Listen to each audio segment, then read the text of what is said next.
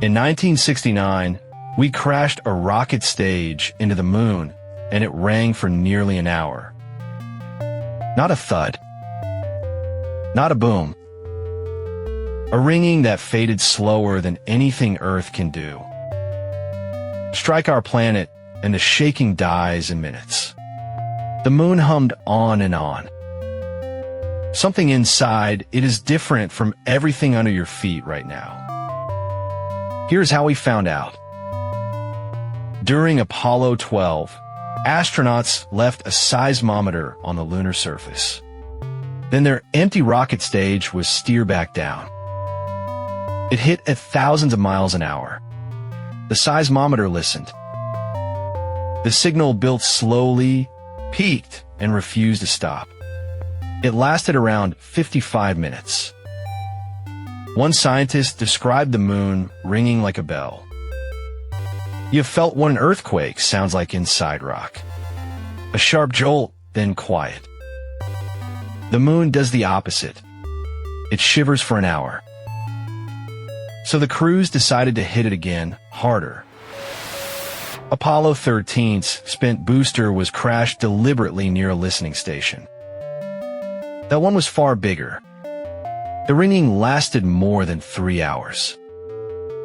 The shaking reached down tens of kilometers and still would not settle.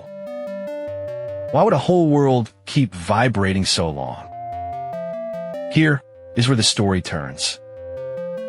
You might picture the moon as one solid stone, dense all the way through.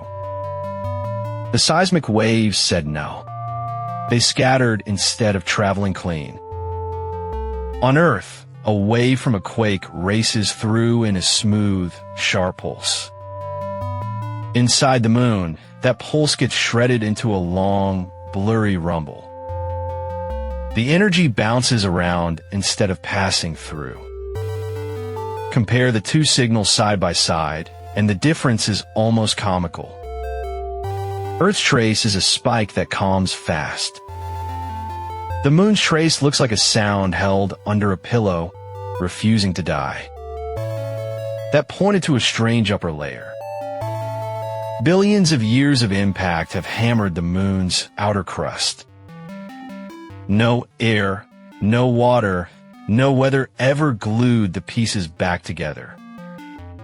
So the top few kilometers may be a shattered, dry, broken jumble of rock. Here is the core of it.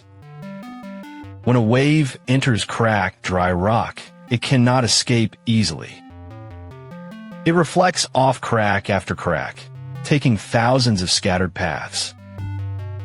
Each path arrives at a slightly different moment. Stacked together, they blur into one long, ringing tail. On Earth, water fills the cracks and soaks that energy up fast. Our planet is damp all the way down, so it dampens the shaking. The moon is bone dry. Nothing absorbs the motion.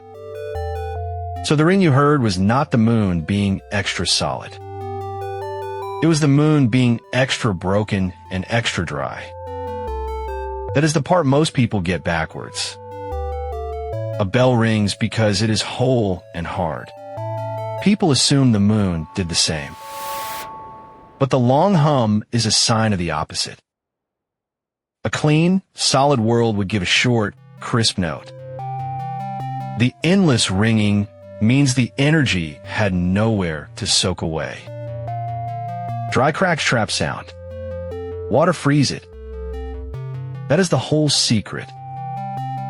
And this quiet fact rewrote how we picture the moon's insides. Before, some imagined it hollow, some imagined it dense and simple.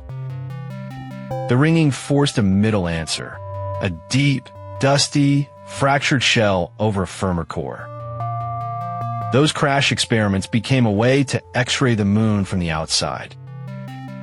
Every impact sent waves down, and their echoes mapped hidden layers. We learned the moon has moonquakes of its own, too. Deep ones, tied to the pole of Earth, throbbing on a monthly rhythm. Shallow ones, sharp and strong, that could shake a future moon base. All of it ringing longer than it ever would here. That matters now more than it did then. We are planning to build on the moon again. Structures there must survive quakes that shudder for an hour, not a minute. The old ringing signals are still studied to design what will stand up there. So think of it this way. We threw metal at a distant world and pressed our ear against its skin. It answered with a note that lasted nearly an hour, then hours. That note told us the surface is smashed, dry, and echoing. And yet no one is fully certain how deep the broken layer goes. Estimates still shift as older data is read with newer eyes. The moon you see tonight is quietly holding sound we barely understand. If small